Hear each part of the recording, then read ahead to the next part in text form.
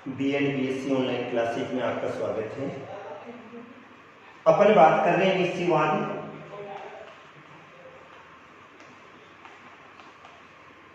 संभववाद और नवनिश्चयवाद।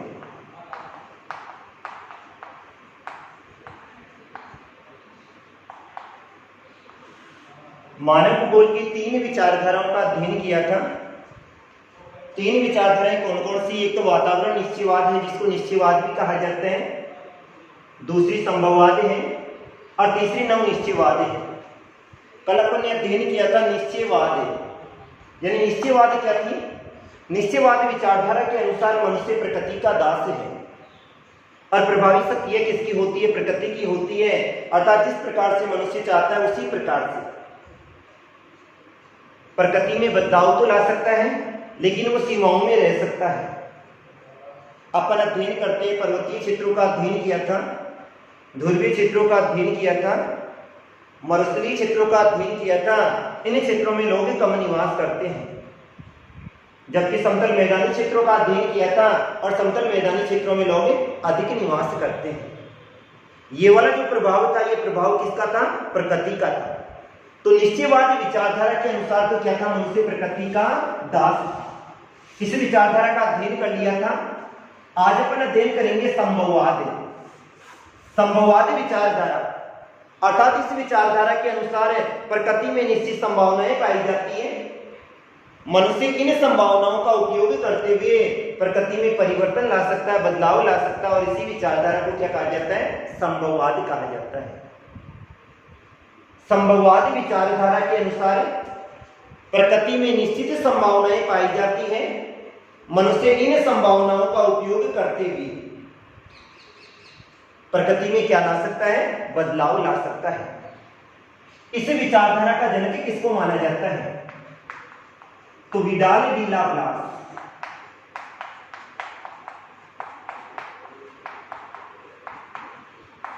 भूगोलवेता है, और कौन से भूगोलवेता है? फ्रांसीसी भूगोलवेता है। और विडाल डी लाप्लास को क्या माना जाता है? संभववाद विचारधारा का क्या माना जाता है? जन्मदाता माना जाता है। अर्थात इस विचारधारा के अनुसार मनुष्य प्रकृति का दास नहीं है, बल्कि वह प्रकृति को चुनने के लिए क्या है? स्वतंत्र है। संभववाद विचारधारा के अनुसार मनुष्य प्रकृति का दास नहीं है, बल्कि वो प्रकृति को चुनने के लिए स्वतंत्र होता है। अपन अध्ययन करें, ऐसे क्षेत्रों का अध्ययन करें जहां पर अत्यधिक मात्रा में सघन पेड़ पौधे पाए जाते हैं। अब जिन क्षेत्रों में सघन पेड़ पौधे पाए जाते हैं वहां पर मानव कौन से निवास करते हैं? केवल जनजाति विशेष के लोग निवास करते हैं। और इन जनजाति विशेष के लोगों का जो मुख्य व्यवसाय होता है वो क्या होता है? आखेट होता है या संग्रहण होता है। प्रभाव किसका था? प्रकृति का था। और संभववाद विचारधारा के अनुसार मनुष्य प्रकृति का दास नहीं है। अतः उन जंगलों वाले क्षेत्रों में मनुष्य ने क्या किया? पेड़ पौधों को काट दिया, और पेड़ पौधों को काटने के बाद में उस क्षेत्र में चावल की कृषि करने लग गया। प्रकृति ने तो क्या दिया था? वहां पर सघन वनस्पति दी थी, लेकिन मानव के प्रभाव के कारण से आज उस क्षेत्र में चावल की कृषि होने लग गई। अर्थात मनुष्य प्रकृति का दास नहीं है, बल्कि प्रकृति क्या है? मनुष्य की दास है। मनुष्य उस प्रकृति में परिवर्तन ला सकता है। पर्वतीय क्षेत्रों का अध्ययन करें, और पर्वतीय क्षेत्रों में मनुष्य वहां तक नहीं पहुंच सकता था।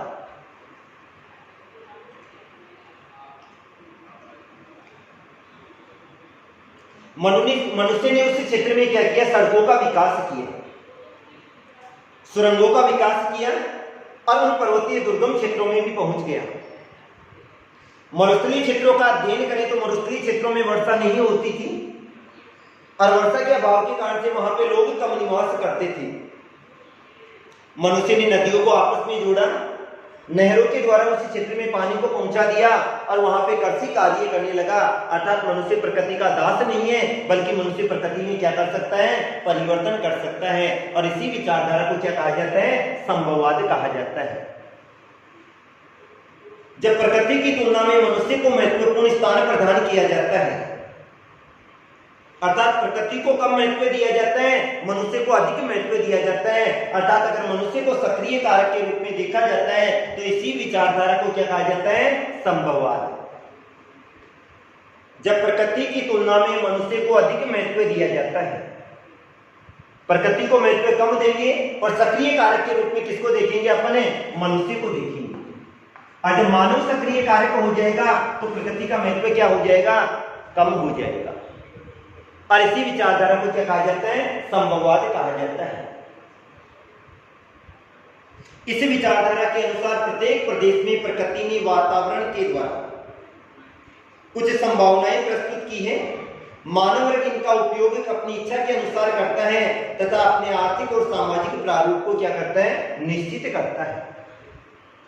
प्रत्येक क्षेत्र में जहां पर लोग निवास करते हैं वहां की प्रकृति का उपयोग करते हैं, और जब मनुष्य वहां की प्रकृति का उपयोग करता है तो उस प्रकृति में परिवर्तन जरूर करता है। अर्थात प्रकृति निश्चित संभावनाएं पाई जाती है। मनुष्य उन संभावनाओं का उपयोग करते हुए उस प्रकृति की सीमाओं में रहकर अपना तीव्र गति से क्या कर लेता है? विकास कर लेता है। अब जैसे अपन अध्ययन करें, संयुक्त राज्य अमेरिका का अध्ययन करें। संयुक्त राज्य अमेरिका में चलवासी पशुचारक लोग निवास करते थे। चलवासी पशुचारण का मतलब होता है लोग चारे या पानी की तलाश में अपने पशुओं को लेकर एक स्थान से दूसरे स्थान पर घूमते रहते थे। जब ये वाले लोग चलवासी पशुचारण व्यवसाय करते थे, लेकिन बाद में यहां पर यूरोप के लोग आ गए, और जब यहां पर यूरोप के लोग आ गए तो वहां पर यानी जनसंख्या अधिक हो गई, और जनसंख्या अधिक होने के कारण से इन लोगों ने वहां पर गेहूं की, कपास की और चुकंदर की कृषि करना प्रारंभ कर दिया। इससे क्या स्पष्ट होता है? प्रकृति तो प्रभावी रहती है, लेकिन प्रकृति की अपेक्षा मनुष्य का प्रभाव अधिक होता है, क्योंकि मनुष्य उस क्षेत्र की प्रकृति में क्या ला सकता है? परिवर्तन ला सकता है, उसमें बदलाव ला सकता है, और बदलाव लाने की इसी प्रक्रिया को क्या कहा जाता है? संभववाद कहा जाता है। अब अपन अलग अलग भूगोलीयताओं का अध्ययन करेंगे। सबसे पहले अपन अध्ययन करते हैं Vidal de Laplace. Vidal de Laplace को संभववाद का जनक माना जाता है, और इन्होंने अपना एक ग्रंथ लिखा था, ज्योग्राफी यूनिवर्स।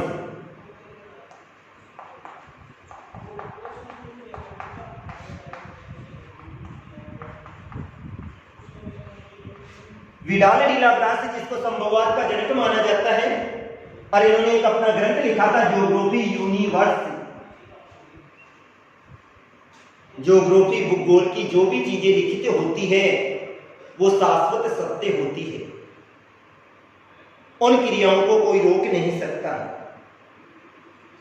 इन्होंने अपनी पुस्तक कौन सी में? ज्योग्राफी यूनिवर्स में संपूर्ण प्रदेश की प्रादेशिक भूगोल का अध्ययन किया था। प्रादेशिक भूगोल का मतलब होता है किसी एक प्रदेश विशेष का वर्णन करते हैं, और जिस प्रदेश का वर्णन किया जाता है उसके भौतिक स्वरूप का अध्ययन किया जाता है, उसकी जलवायु का अध्ययन करते हैं, वहां की मिट्टी का, पशु संपदा, खनिज, लोगों का, सबका अध्ययन किया जाता है। तो इन्होंने प्रादेशिक भूगोल का अध्ययन किया था, और प्रादेशिक भूगोल में इन्होंने सजीव तथा निर्जीव दोनों प्रकार के तत्वों का अध्ययन किया था। इन्होंने यही कहा था, भाई मनुष्य प्रकृति में बदलाव किस प्रकार लाता है। अपने एक किसान का उदाहरण लें। किसान के पास में ऑप्शन होता है, वो रबी और खरीफ और जायद तीनों प्रकार की फसलें लेता है। जब मनुष्य तीनों प्रकार की फसलें लेता है तो उनमें से एक उसकी प्रिय फसल होती है। उसके पास में 10 बीघा का खेत है, 20 बीघा का खेत है, 20 बीघा में से वो सर्वाधिक जो उसकी प्रिय फसल है उसी को सबसे अधिक बीघा में बोता है, उसमें नया विकास करता है, भाई इसमें और भी अधिक उत्पादन होना चाहिए, नई किस्मों का विकास करता है। तो हमेशा मनुष्य अपनी प्रिय फसल को बोता है, उसके क्षेत्र में विस्तार करता है, नई किस्मों का विकास करता है, ताकि अधिक से अधिक क्या हो सके, उत्पादन हो सके।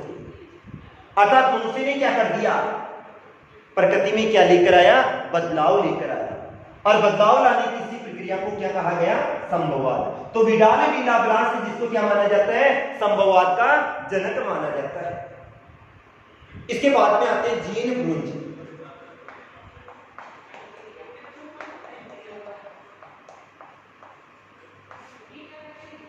जीन ब्रुंज ये भी फ्रांसीसी भूगोलवेत्ता थे और विडाल डी लाप्लास के क्या थे? शिष्य थे। जीन ब्रुंज के तत्वों का अध्ययन किया था अपन ने पहले। जीन ब्रुंज जो कि फ्रांसीसी भूगोलवेत्ता थे और विडाल डी लाप्लास के क्या थे? शिष्य थे। इन्होंने एक किताब लिखी थी ज्योग्राफी ह्यूमन। कौन सी बुक लिखी थी? ज्योग्राफी ह्यूमन नामक पुस्तक लिखी थी। और इन्होंने अपनी पुस्तक में क्या लिखा था? इन्होंने ये कहा था मनुष्य वातावरण के प्रभाव को चुपचाप सहन नहीं कर सकता, बल्कि उसमें परिवर्तन करने में हमेशा सक्रिय होता है, क्रियाशील होता है। जीन ब्रुंज ने यही कहा था भाई मनुष्य प्रकृति के प्रभाव को चुपचाप सहन नहीं कर सकता, बल्कि उसमें लगातार परिवर्तन करने में क्या रहता है? क्रियाशील रहता है, सक्रिय रहता है। प्रकृति का प्रभाव रहा, भयंकर गर्मी पड़ी, कभी वर्षा हुई तो कभी सर्दी की ऋतु आ गई। मनुष्य ने उस प्रकृति के प्रभाव को सहन नहीं किया और अपने आवास का निर्माण कर लिया। जैसे ही गर्मी पड़ती है अपने आवास में निवास करता है, सर्दी पड़ती है आवास में निवास करता है, और अत्यधिक वर्षा होती है तो भी कहां निवास करता है? आवास में निवास करता है। सघन पेड़ पौधे पाए जाते थे।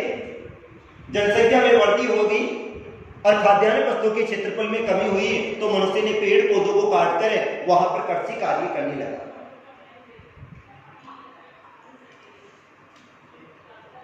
तो इस विचारधारा के अनुसार मनुष्य प्रकृति के प्रभाव को चुपचाप सहन नहीं कर सकता, बल्कि उसमें परिवर्तन करने में क्या रहता है? क्रियाशील रहता है। अब इन्होंने पुस्तक कौन सी लिखी थी? ज्योग्राफी ह्यूमन पुस्तक लिखी थी और इसका संपूर्ण अध्ययन 6 वर्गों में वर्गीकृत करके किया था। इन्होंने 2 सिद्धांत के पक्ष में थे। 2 सिद्धांत कौन कौन से थे? एक पार्थिव एकता का सिद्धांत था और दूसरा क्रियाशीलता का सिद्धांत था।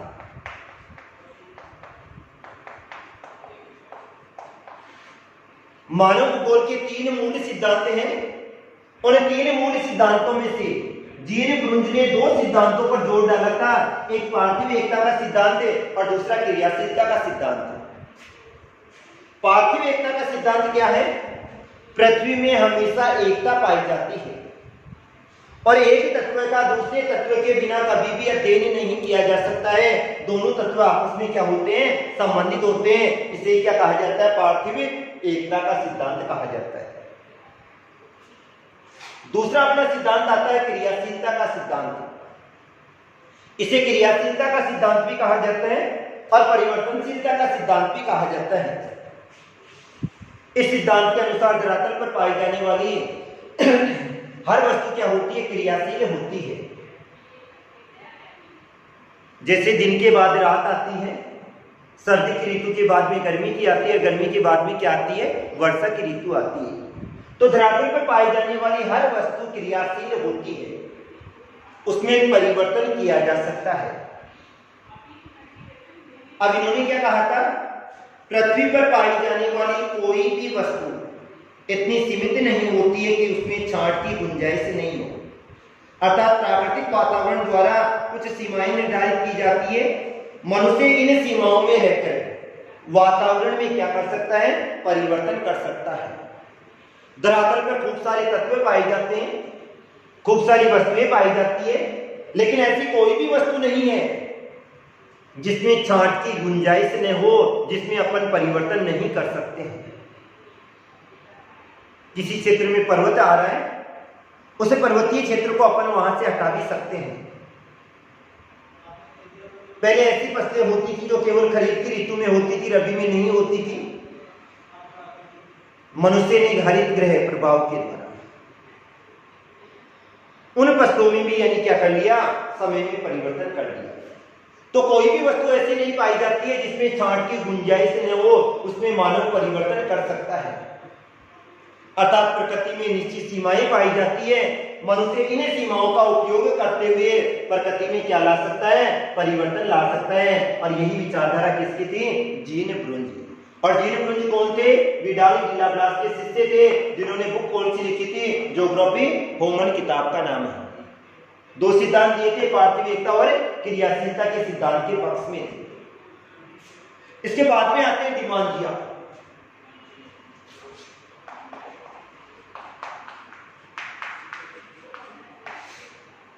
पहले विडाल डी लाब्लास का अध्ययन किया, फिर जीन ब्रुंज का अध्ययन किया। इसके बाद में आते हैं डिमांजिया। इन्होंने एक किताब लिखी थी, किताब का नाम क्या था, प्रॉब्लम ऑफ ज्योग्राफी ह्यूमन।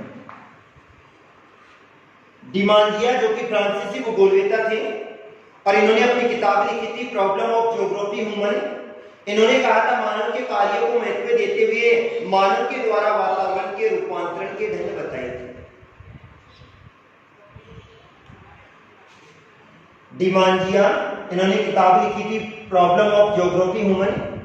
इन्होंने ये कहा था मनुष्य प्रकृति में बदलाव ला सकता है, परिवर्तन ला सकता है और परिवर्तन के द्वारा हमेशा नए पौधों का विकास करता है, अपने पेयजल हेतु कुओं का निर्माण करता है, नहरों का विकास करेगा, तालाबों का विकास करता है। तो मनुष्य प्रकृति में क्या ला सकता है, परिवर्तन ला सकता है। और यही विचारधारा किसने कहा था, डिमांजिया ने कही थी। इसके बाद में आते हैं फेब्रे।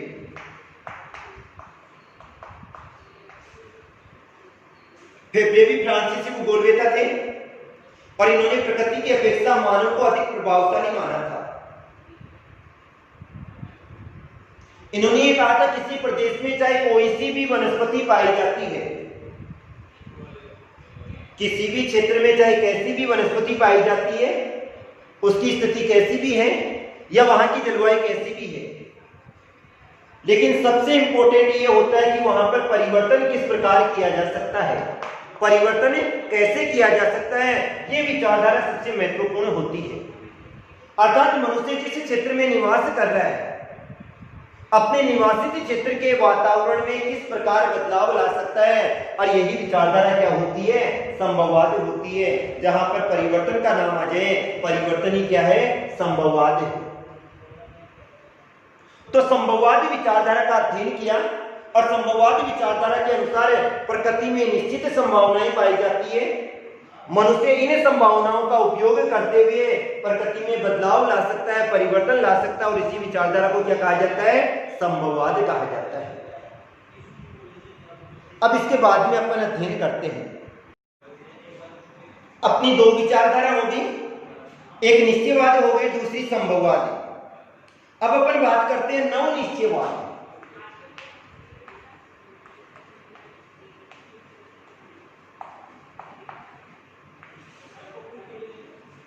पहली विचारधारा थी निश्चयवाद। निश्चयवाद का प्रतिपादन किया था जर्मन भूगोलवेत्ताओं ने। दूसरी जो विचारधारा थी वो क्या थी, संभववाद, और उसका प्रतिपादन किया था फ्रांसीसी भूगोलवेत्ताओं ने। इसके बाद में आती है नवनिश्चयवाद। इस विचारधारा का प्रतिपादन रूसी, ब्रिटिश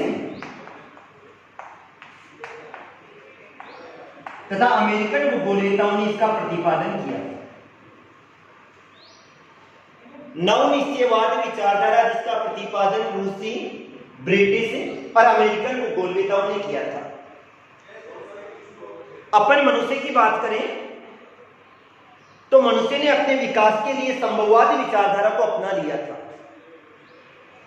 और जब मानव ने संभववाद विचारधारा को अपनाया तो मनुष्य लगातार विकास करने लगा। मनुष्य ने इतना विकास किया कि उसने संपूर्ण प्रकृति में बदलाव ला दिया। प्रकृति में पूरी तरह से मानव ने क्या कर दिया, परिवर्तन कर दिया।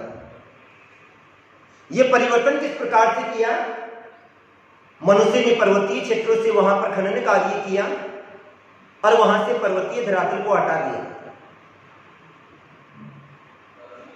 अनेक उद्योगों का विकास किया और उद्योगों के द्वारा अनेक प्रकार की गैसों का उत्सर्जन किया, लेकिन मनुष्य विकास की होड़ में अपने अस्तित्व को भूल गया। और जब मनुष्य अपने अस्तित्व को भूल गया तो जनसंख्या में लगातार क्या होने लग गई? वृद्धि होने लग गई। धरातल के वायुमंडल का अध्ययन करें तो अपनी जो प्राण वायु थी, शुद्ध वायु, वो भी क्या हो गई? अशुद्ध वायु हो गई और उसमें अनेक जहरीली गैसें मिल गई। धरातलीय क्षेत्र में अत्यधिक मात्रा में कृषि का उत्पादन करने लगा, खाद्यान्नों का उत्पादन करने लगा और उसमें कीटनाशक, रासायनिक पदार्थ इनका उपयोग करने लगा। उसके कारण से भूमि भी अशुद्ध हो गई और जल भी क्या हो गया? प्रदूषित हो गया। अर्थात मनुष्य का विकास तो हो गया, आर्थिक रूप से मानव समृद्ध हो गया, लेकिन अपने वातावरण का जो विकास था वो नकारात्मक हो गया। और इस वातावरण का जब विकास ही नकारात्मक हो गया तो अनेक दुष्परिणाम उत्पन्न हो गए। और दुष्परिणाम कैसे उत्पन्न हुए? उसके कारण से अपने ओजोन परत में छेद हो गया। धरातलीय क्षेत्र के तापमान में क्या होने लग गई? वृद्धि होने लग गई। और जब धरातलीय क्षेत्र के तापमान में वृद्धि होने लग गई तो महासागरीय क्षेत्रों की बर्फ पिघलने लग गई, ग्लेशियर पिघलने लग गए। और जब ग्लेशियर पिघलने लगे तो पर्वतीय क्षेत्रों से पानी के रूप में सीधे कहां पर आने लगे? समुद्र में आने लगे। अब स्थिति क्या होगी? जैसे जैसे समय बीतता जाएगा महासागरीय क्षेत्र का जलस्तर ऊपर होने लग जाएगा। और जब महासागरीय क्षेत्र का जलस्तर ऊपर होने लग जाएगा तो लास्ट में जल कहां पर आएगा? धरातल पे आएगा और धरातल पे बाढ़ की स्थिति उत्पन्न हो जाएगी, तबाही हो जाएगी। मनुष्य का विकास तो हो गया, किसके कारण से? संभववादी विचारधारा के कारण से। लेकिन पर्यावरण का नुकसान हो गया। और जब पर्यावरण का नुकसान हुआ तो इसके बाद में तीसरी विचारधारा आ गई, नवनिश्चयवाद। अर्थात नवनिश्चयवाद क्या है?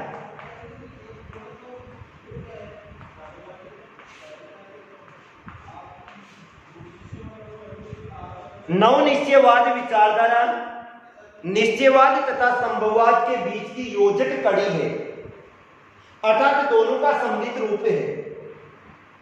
निश्चयवाद में क्या कहा था? मनुष्य प्रकृति का दास है।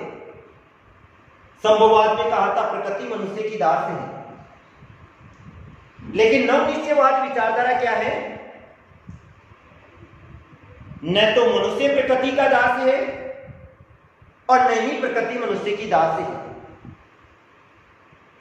नवनिश्चयवाद विचारधारा के अनुसार न तो मनुष्य प्रकृति का दास है न प्रकृति मनुष्य की दास है, बल्कि दोनों आपस में सामंजस्य स्थापित करते हैं। कुछ मनुष्य प्रकृति के अनुकूल होता है, कुछ उसके रूप में क्या करता है? रूपांतरण करता है। और इसी विचारधारा को क्या कहा जाता है?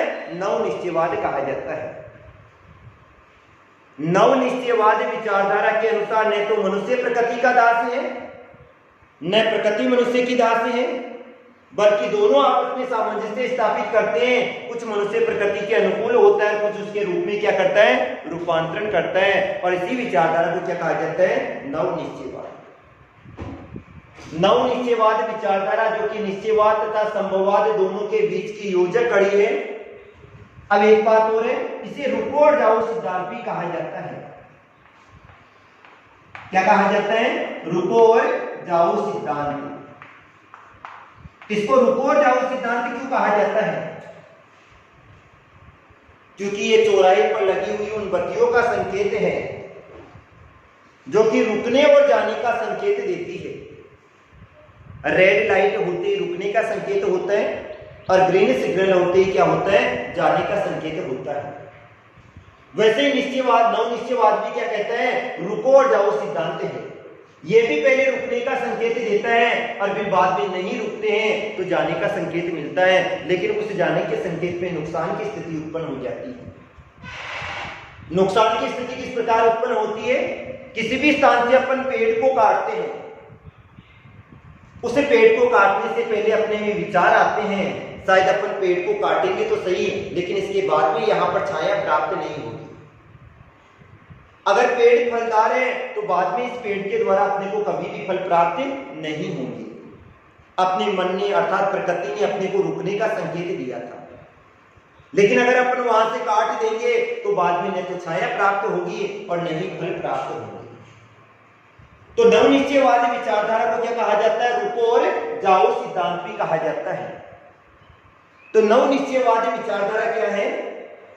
किसी प्रदेश में प्रकृति की शक्तियों तथा तत्वों द्वारा कुछ सीमाएं निश्चित की जाती है।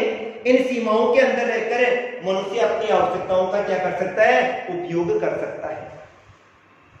अर्थात प्रकृति में निश्चित सीमाएं पाई जाती है, संभावनाएं पाई जाती है। मनुष्य अपनी संभावनाओं का उपयोग करते हुए प्रकृति में बदलाव ला सकता है, लेकिन सीमाओं में रहकर बदलाव लाएगा जब तो नवनिश्चयवाद होगा, और सीमाओं को लांघता जाएगा जब क्या हो जाएगा? संभववाद हो जाएगा। मनुष्य प्रकृति के साथ सामंजस्य स्थापित कर सकता है, परंतु उस पर कभी भी विजय प्राप्त नहीं कर सकता है। मानव चाहे तो प्रकृति के साथ सामंजस्य स्थापित हो सकता है, लेकिन मनुष्य कभी भी प्रकृति का विजेता नहीं बन सकता, उस पर कभी भी विजय प्राप्त नहीं कर सकता है। अर्थात न तो प्रकृति का मानव पर पूर्ण नियंत्रण है और न ही मानव प्रकृति का क्या है? विजेता। न तो मनुष्य का प्रकृति पर नियंत्रण है और न ही मनुष्य प्रकृति का क्या है? विजेता है। और इसी विचारधारा को क्या कहा जाता है? नवनिश्चयवाद। इन दोनों में एक दूसरे से क्रियात्मक संबंध होते हैं। अगर मनुष्य अपना विकास करना चाहे तो मानव का विकास तभी होगा जब मनुष्य प्रकृति का क्या करेगा? सहयोग करेगा। अगर मनुष्य प्रकृति का सहयोग नहीं करेगा तो मनुष्य का कभी भी विकास नहीं होगा। विकास कौन करेगा? मानव का होगा, लेकिन सहयोग किसका होगा? प्रकृति का होगा। अर्थात नवनिश्चयवादी विचारधारा के अनुसार न तो मनुष्य प्रकृति का दास है और न ही प्रकृति मनुष्य की दासता स्वीकार कर सकती है, बल्कि कुछ मनुष्य प्रकृति के अनुकूल होता है और कुछ उसके रूप में क्या करता है? रूपांतरण करता है। इसी विचारधारा को क्या कहा जाता है? नवनिश्चयवाद कहा जाता है। उदाहरण लिया अपने पर्वतीय क्षेत्रों में सड़कों का और रेल मार्गों का। अगर मनुष्य को विकास करना होता है तो वो सुरंगों का निर्माण करता है। भूमि की उर्वरा शक्ति खत्म हो जाती है तो वहां पर रासायनिक और जैविक खाद का प्रयोग करता है। पर्वतीय क्षेत्रों में अगर मनुष्य को कृषि कार्य करना है तो मनुष्य क्या करता है? सीढ़ीनुमा खेत का विकास करता है और फिर बाद में वहां पर क्या करता है? कृषि कार्य करता है। अर्थात मनुष्य प्रकृति में परिवर्तन ला सकता है, लेकिन उसकी सीमाओं में रहकर ही मनुष्य प्रकृति में क्या ला सकता है? परिवर्तन ला सकता है। मनुष्य कभी भी उस प्रकृति की सीमाओं के बाहर जाकर परिवर्तन नहीं ला सकता है। अब इसी विचारधारा का प्रतिपादन किस किस लोगों ने अपने विचार रखे थे? तो सबसे पहले बात करते हैं अपन ग्रिफिथ टेलर।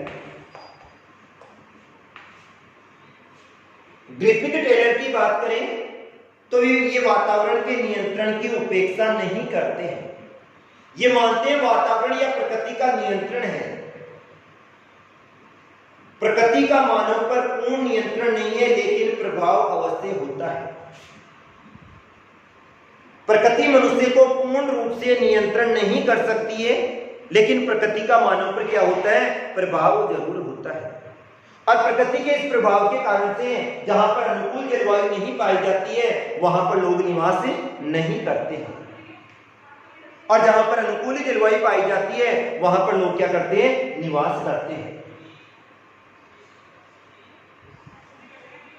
मनुष्य अपनी सामाजिक और आर्थिक उन्नति उन्हीं क्षेत्रों में कर सकता है जहां पर अनुकूल जलवायु पाई जाती है। जैसे अपन अध्ययन करें, टुंड्रा क्षेत्रों में मानव का विकास क्या होता है? कम होता है। अब टुंड्रा क्षेत्रों में मानव का विकास कम क्यों होता है? क्योंकि उसी क्षेत्रों का अध्ययन करें तो वहां पे प्रतिकूल जलवायु पाई जाती है, और जहां पर जलवायु की प्रतिकूल दशाएं पाई जाती है वहां पर मानव का विकास कभी भी नहीं हो सकता है। इसके बाद में आ गए थे हंटिंगटन।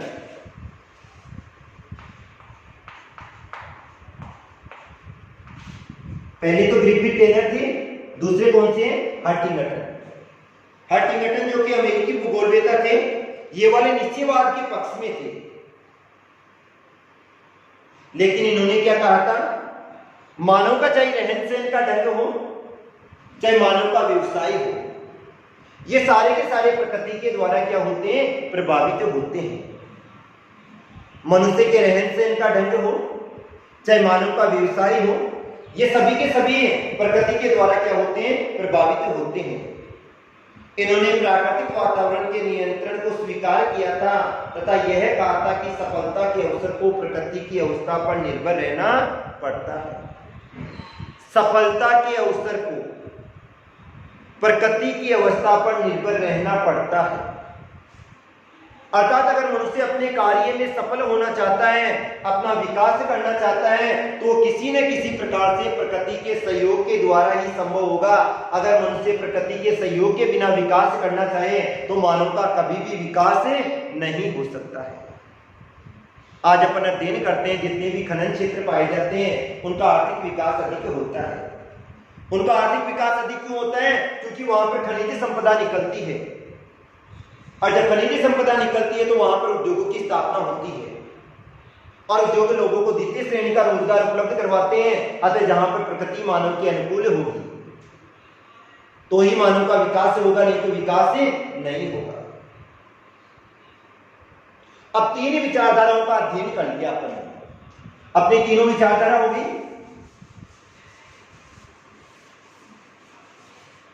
निश्चयवाद भी होगी, संभववाद भी हो गई, और नवनिश्चयवाद भी हो गई। लास्ट में सारांश से क्या निकल रहा है? सारांश यही निकल रहा है कि मानव तथा वातावरण के मध्य संबंध पाया जाता है। तीनों विचारधाराओं से यही स्पष्ट हो रहा है कि मानव तथा प्रकृति या वातावरण के मध्य संबंध पाया जाता है। मनुष्य कुछ प्रकृति के अनुकूल होता है और कुछ उसके रूप में क्या करता है? रूपांतरण करता है। और इसी विचारधारा को क्या कहा जाता है? नवनिश्चयवाद कहा जाता है। कुछ मनुष्य प्रकृति के अनुकूल होता है, कुछ उसके रूप में रूपांतरण करता है, और इसी विचारधारा को क्या कहा जाता है? नवनिश्चयवाद। Topic complete. Thank you.